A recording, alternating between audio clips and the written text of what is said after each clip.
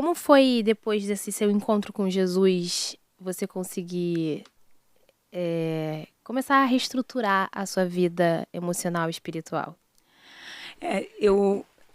Naquele culto, eu aceitei Jesus, né? Fui lá na frente, falei, Jesus, eu creio que tu és o Filho de Deus. E eu creio que será salvo eu e a minha casa. E a partir dali eu comecei uma caminhada com Jesus, né? E eu me lembro porque eu era uma menina, né? Uma moça muito, assim, extremamente... Eu não sei se eu tenho que explicar muito, mas eu acho que não, né, gente? Extremamente vaidosa. Ou alguém vai olhar pra mim e vai dizer, nossa, mas você tá maquiada, você tá... Mas é no extremo, no sentido bem mundano, né, de falar, né? Enfim, sensualidade, né?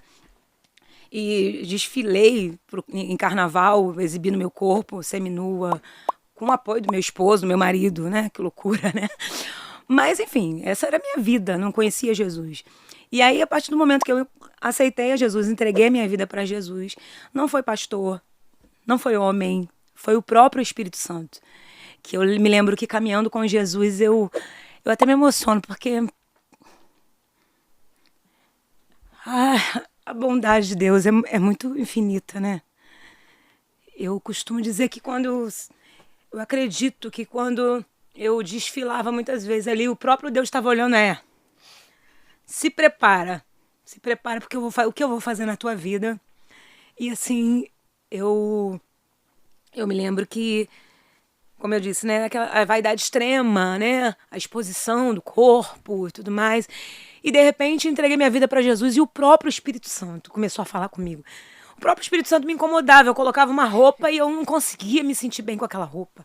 Gente, eu não sabia que eu ia chorar tanto nesse podcast. Não tem problema, temos lencinhos aqui. Jesus, vou acabar com o lencinho dela. Meu Deus do céu, Jesus amado. Mas eu acho muito, muito bonita essa forma, né? Que só quem é crente entende, né? De quando o Espírito Santo de fato te incomoda, mas ao mesmo tempo é bom, né? Porque você fala, caramba, então ele tá me incomodando. Porque ele sabe. É só ele mesmo. Sim. Né? Aquela coisa. E eu me lembro que assim, a roupa não caía mais como antes, né? E foi aos pouquinhos, né? E eu fui caminhando. E a partir de então eu comecei a falar para Deus, eu vou orar pelo meu esposo. Eu vou orar pelo meu casamento, licença, gente. Eu vou orar pela restauração do meu casamento, porque enquanto isso o Vaguinho estava no mundo, né? Vivendo a vida dele de solteiro, né? Aprontando todas, né? Mas daqui a pouco vai melhorar, tá, gente? Eu assim, um pastor, quando ouviu o meu testemunho, eu contando testemunho, falou assim, nossa, você falou muito mal dele. Eu falei, não, calma, as coisas ficam ruins para depois melhorarem, calma.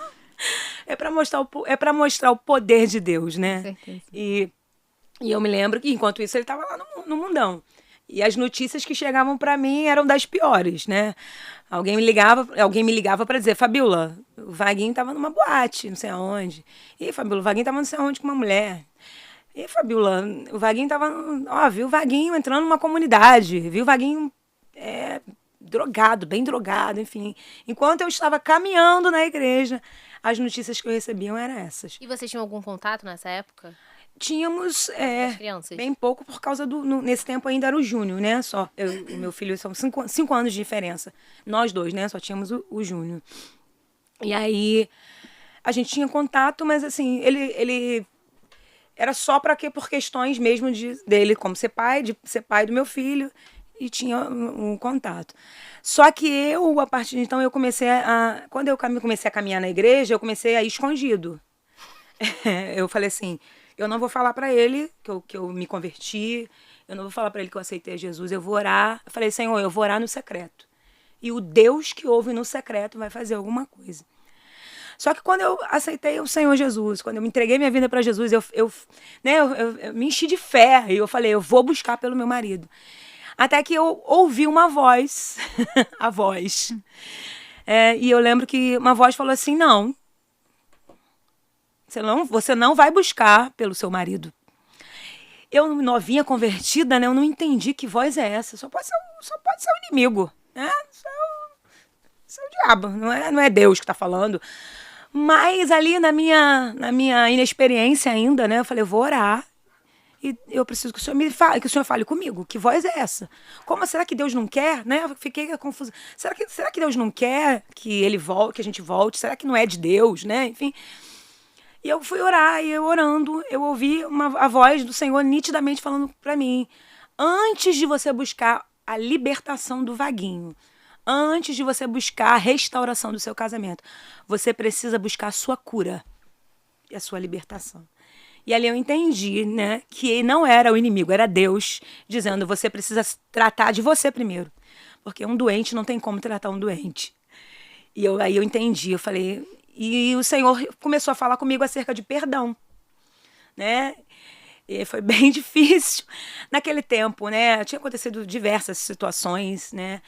Meu esposo, não é segredo para ninguém, né? Meu esposo teve outros filhos, né? Então, se for uma coisa, algo bem difícil, né? Não pelas, né? Eu sou uma mulher, graças a Deus, desde sempre, desde mais nova eu entendi que as crianças, né? Que foi gerado, nunca tiveram culpa de nada. Sempre administrei isso muito bem, pela misericórdia de Deus.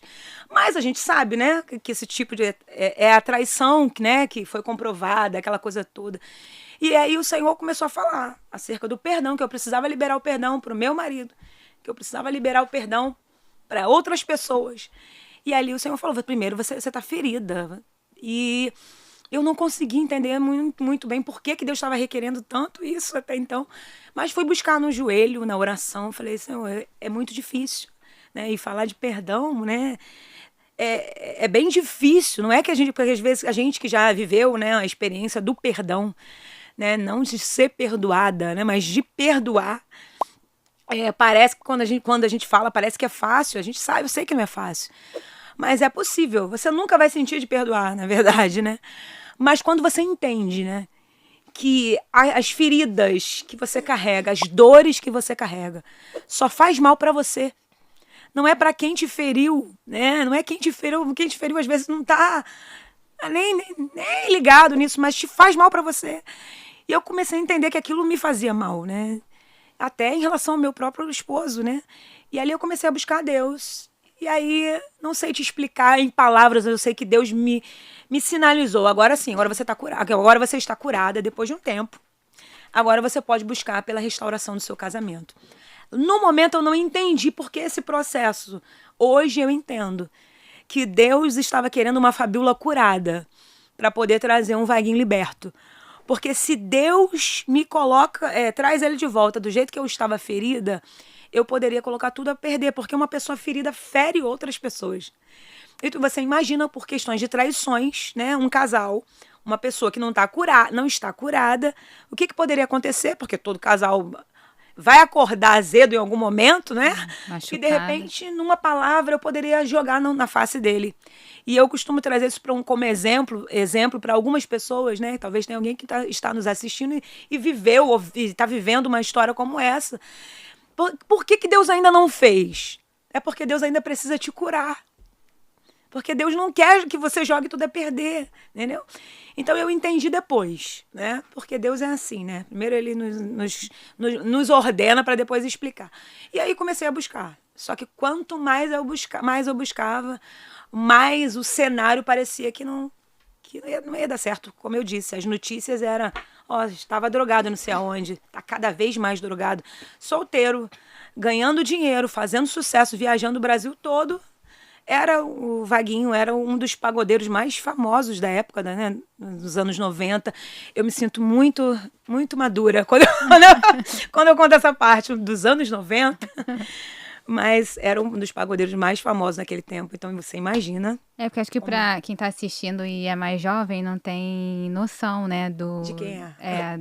E só conhece o Vaguinho Pastor agora, não tem noção de quão famoso ele era naquela época. Estava em todos os programas, a música tocava, sei lá, as 10 mais pedidas de todas as rádios.